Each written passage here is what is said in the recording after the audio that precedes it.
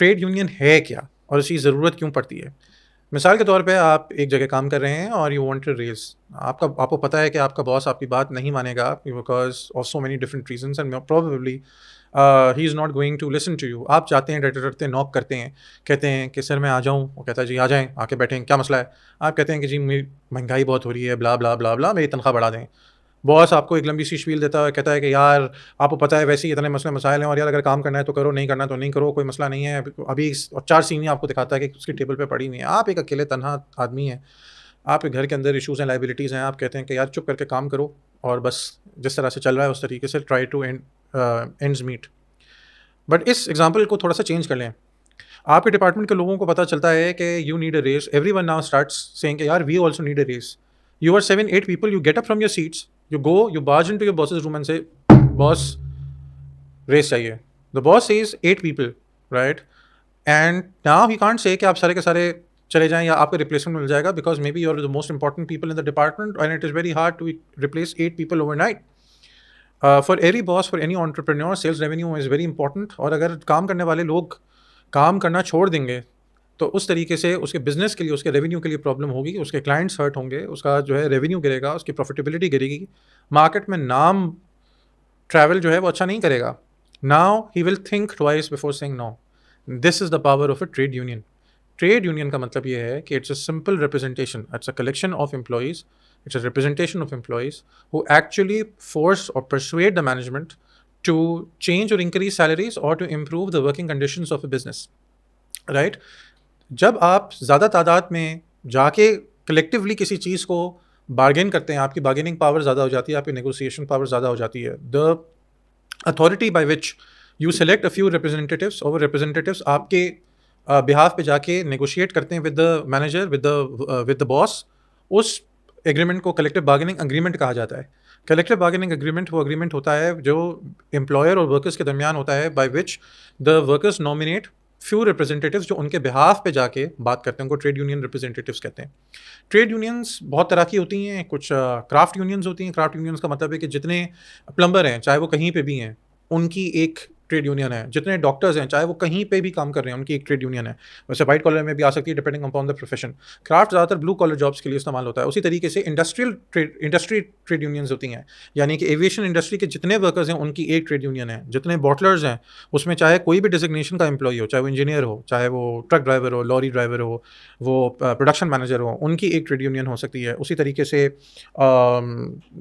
For example there could be other ways. White collar trade unions का मैं आपको जिक्र कर चुका हूँ जो कि एक पर्टिकुलर वाइट कॉलर जॉब्स को रिप्रेजेंट करती हैं. ट्रेड यूनियन के पास क्या टूल्स होते हैं जिसकी बेसिस के ऊपर वो एम्प्लॉयर्स पे प्रेशर डालता है.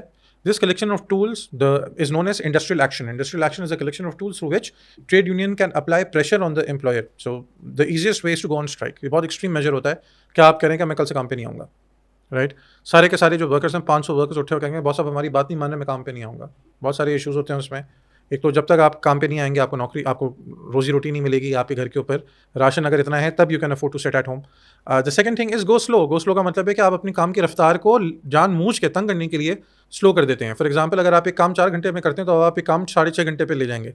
पूरा टाइम कुछ छोटी सी चीज़ें करने में गुजारेंगे. उसी तरीके से they could be over time ban. Over time ban का मतलब ये है कि आपने कह दिया कि मेरा टाइम जिस वक्त का है मैं उसके ऊपर काम करके हाथ मुँह धो के निकल जाऊँगा. चाहे मेरा काम कंप्लीट हो या मेरा काम कंप्लीट ना हो, मैं अपने टाइम से 1 मिनट ऊपर काम नहीं करूँगा.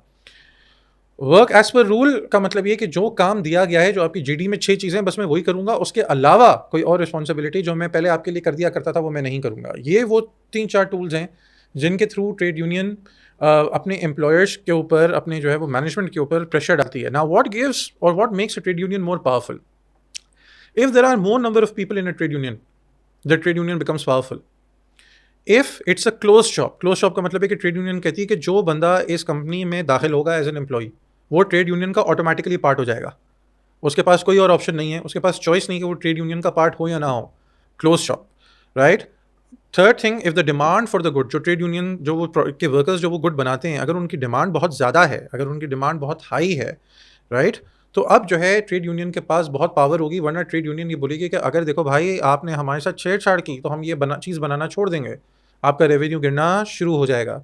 उसी तरीके से if the cost of capital is very high, cost of capital is very high, what do you mean by that? A high interest rate. If the interest rate is very high, that means the workers can not be easily replaced with machines. So अब employers की मजबूरी होगी कि वो उन workers को अपने पास payroll पे रखे।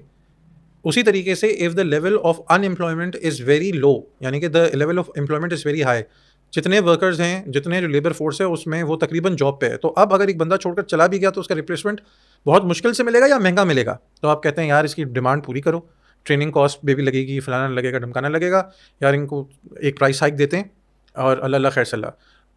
The other factor which makes a trade union very important, very strong, is the legal recognition provided by the state. अगर उस कंट्री की स्टेट ट्रेड यूनियंस को रिकग्नाइज करती है, मिडल ईस्ट के अंदर बहुत कंट्रीज ट्रेड यूनियंस को रिकग्नाइज नहीं करती फॉर पॉलिटिकल एपॉलिटिकल रीजंस। उसी तरीके से अगर की कंट्री रिकग्नाइज करती है तो ट्रेड यूनियंस के पास पावर ज़्यादा आ जाती है, बल्कि in most European countries the decision to reallocate, the decision to downsize is taken in conjunction with the trade union. Trade union के इसको मिला के डिसीजन लिए जाते हैं। What are the advantages? The advantages to the employee for a trade union is that कि उसको एक more protection मिल जाती है, उसकी अगर for example if the inflation is high उसकी सैलरी इंक्रीज होने के चांसेस बढ़ जाते हैं, उसकी वर्किंग कंडीशंस बेहतर हो जाती हैं। ट्रेड यूनियन के पास वो रिसोर्सेज अवेलेबल होते हैं क्योंकि ट्रेड यूनियन एक सब्सक्रिप्शन फ़ी भी लेती है पर मंथ, जिसकी बेसिस के ऊपर वो क्या करती है, वो पैसे एक्यूमुलेट करके लॉयर्स अपने पेरोल पे रखती है। अगर आप किसी भी लीगल मसले में फंसे तो वो आपको लीगल कवर दे सकती है।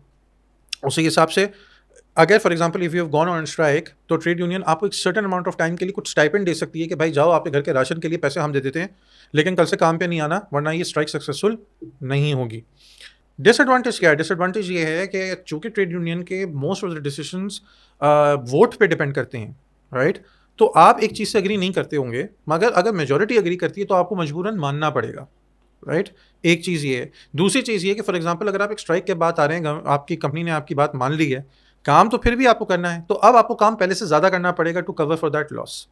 सो these are certain disadvantages and I have tried to sum everything very very concisely, ताकि आपको ये एक अनबॉक्सिंग है ट्रेड यूनियन की, ताकि ऊपर ऊपर से आपको चीज़ें नजर आई हैं। मैं इसकी डिटेल में नहीं गया, you will have to read the text in order to understand this in more detail. Thank you.